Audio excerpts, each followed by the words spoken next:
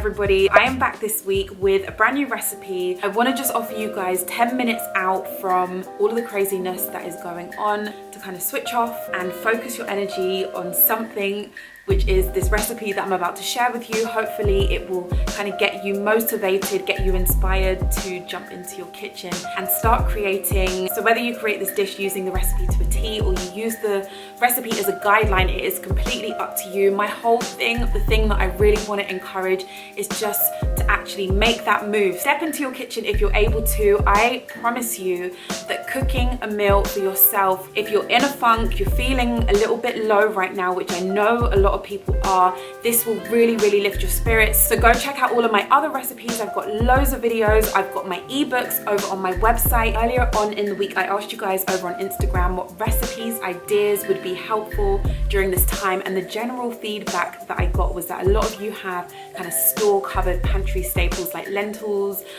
chickpeas, you know, beans, legumes, things like that. So I thought I would kick off by sharing this spiced roasted sweet potato and red lentil coconut pot. So many different layers, so many different elements to this dish. It is flavor packed. We are gonna go in with the spice seeds, with the spice powders. We are not holding back. So we're gonna get the creaminess from the coconut milk, and to add an extra layer of just extra yumminess, we are gonna roast the sweet potatoes with all of these different spices. I keep on saying spices, but that's the main word for this dish. That's the best way to describe it. If you guys don't have certain ingredients, just because I know things are hard to get hold of at the moment, then just make the most with what you have. So if you don't have red lentils, but you've got green lentils, that will work. If you've got certain spice seeds or spice powders, then you can sub for the ones that I'm about to show you. Just jump into that space. Let's just switch off from the world just for 10 minutes. Let's go into the kitchen. Let's cook. Let's create. Let's breathe. Let's go. So this spiced roasted sweet potato and red lentil coconut pot is everything. When I tell you this went down a treat in my home, everybody loved it. They were asking for more. It's definitely going to be a staple throughout the next few weeks. Red lentils are, for the most part, pretty accessible. They're really easy to cook. They absorb so much flavor. We're going to be using so many wonderful spices. So let me show you guys what you are going to need for this dish. So we're going to start with the basics, our onions, our ginger, our garlic. I had some green chilies on hand, but if you don't have any green chilies, don't worry. You can spice it up through other means. You can use chili flakes or any other type of chili that you have if you like a little bit of heat. We're going to throw in a little bit of lime juice, so if you have some limes, then that will be great. So we're going to need some sweet potatoes, which you're going to see we're going to spice up. Oh my goodness. And we're going to need a red pepper. We're going to be using some cinnamon. I have some cinnamon sticks. I just love throwing cinnamon sticks in a dish like this. But if you have powder, don't worry, sub for powder. So the spice seeds, the most important part of this recipe, we're going to use some cumin, some fennel. Fennel works really well with nigella seeds, which are black seeds. I don't know why these two just combine so beautifully together. So yeah, we're going to use some nigella seeds. We're also going to use some cardamom pods, some mustard seeds, and some curry leaves. We are going to be using a variety of spices. This is where cooking gets interesting. This is where you can put your own stamp and make these dishes your own to suit your taste. So like I mentioned, red lentils are accessible. They're really easy to work with. And when I say they lock in flavor, so you can spice them up, season them up, make them so delicious. So an absolute staple in my kitchen always are some type of tinned tomatoes. So I'm going to be using some plum tomatoes. You could use chopped tomatoes, or you could use passata. If you have fresh tomatoes in season, go ahead and use the fresh ones. So lastly, we're going to need some coconut milk. This is going to add texture and a creaminess to this dish. If you are allergic to coconuts, then any other type of nut milk, like a creamy nut milk, would work well. So let me show you guys how I piece together this beautiful dish. So we're going to start off by chopping up our onions. We're going to finely chop them, or you can chop them any way you want. I just finely chop them. And then we're going to finely chop our garlic, and then we are going to grate our ginger. I'm using this hand grater. I love it because it gets the juiciness out of the ginger, just intensifies the dish. And then we're going to finely chop our red pepper.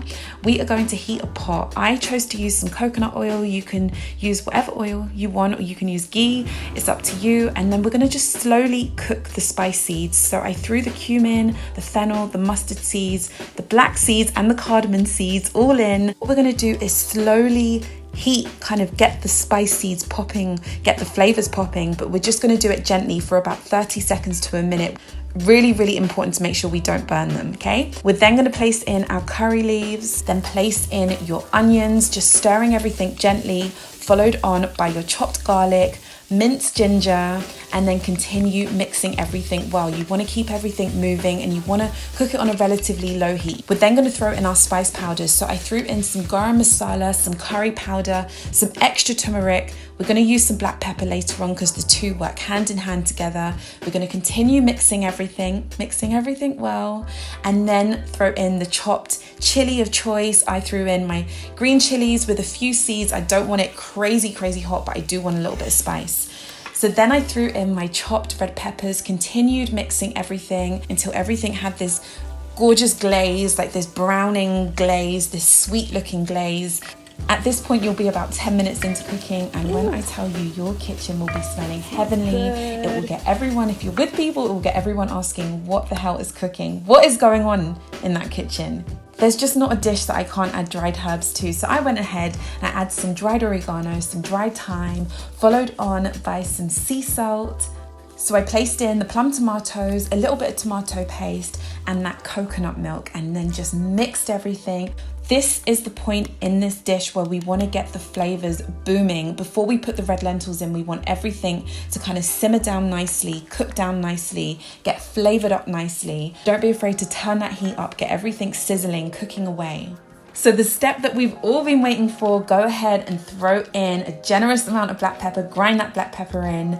Then we're gonna wash our red lentils. Now I love soaking everything, you guys know I always go on about soaking, but I don't like soaking red lentils. I just don't like the way that they cook when I soak them. So this is an exception to not soaking, but you can soak them if you want, of course. So give them a good wash, give them a really good wash, place them into the pot, followed on by some stock of choice.